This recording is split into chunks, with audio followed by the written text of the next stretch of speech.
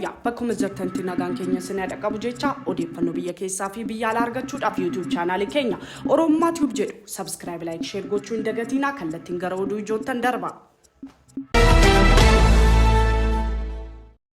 Ayyo fi xiinxala siyaasaa Jawaar Mohaammed irra deddeebiin tibbana kana waa'ee Oromiyaa fi Itoophiyaa miidiyaa hawaasummaa isaa irratti uummata hubannoo haala biyya irra jiru qabsiisaa akka jiru argaa jirra. Jawaar Mohaammed erga kitaaba isaa Hengabbu uummata Oromoo biyyoota addunyaa hundarratti jiran barreessee fi eebbisiisee raabsee asii yaada haala yeroo biyyattiin irratti jirtu yaada fi muuxannoo isaa gama hundaanuu uummata fi namoota akkasumas dhaabbilee siyaasaa waraanaa dinagdee akkasumas hawaasummaa Oromiyaa fi Itoophiyaa isaan ilaallatu hundaaf gorsaa fi qajeelcha kennaa jiru.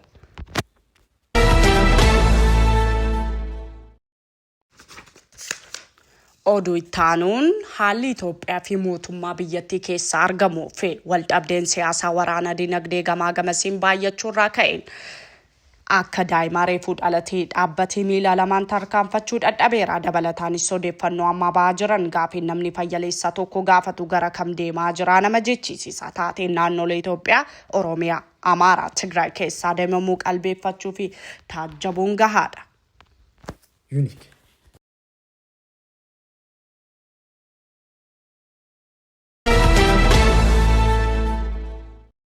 Ante gaanfa Afrikaa keessatti bana kana adeemaa jiru hundinuu bu'inan bu'a akka mammaaksi Oromoo jedhu sana ta'aa jira. Maaliif yoo jedhame ji'oota muraasa har'a kunoo taateen Itoophiyaa Eritiriyaa godhaa jiran jechuunis kan waraana kan siyaasa shiraa guutuu addunyaa yaaddeesse. Biyyoonni kun waggaa 30 dura tokko turan haa ta'uuti Eritiriyaan Itoophiyaa irra ergaa waraana cimaa gaggeessiteen addaa citte obbolaawwan biyya takka keessa jiraachaa akka turan seenaan ni mul'isa. Biyyoonni kaabaa dinagdeen badhaadhanis biyyoonni lama waraana kaasuu gochaa fi tattaaffii godhan akka dhaabanaa kekkechiisaa fi sodaachisaa jiru.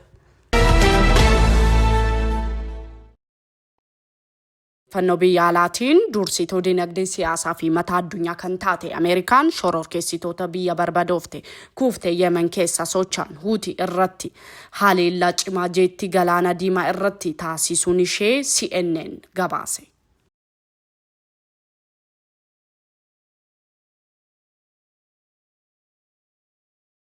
Nu dhaggeeffachaa waliin waan turtaniif guddaa galatooma sanan jecha odeeffannoo biyya keessaa fi biyya alaatiin amma walitti deebinutti nagaan nuuf tura.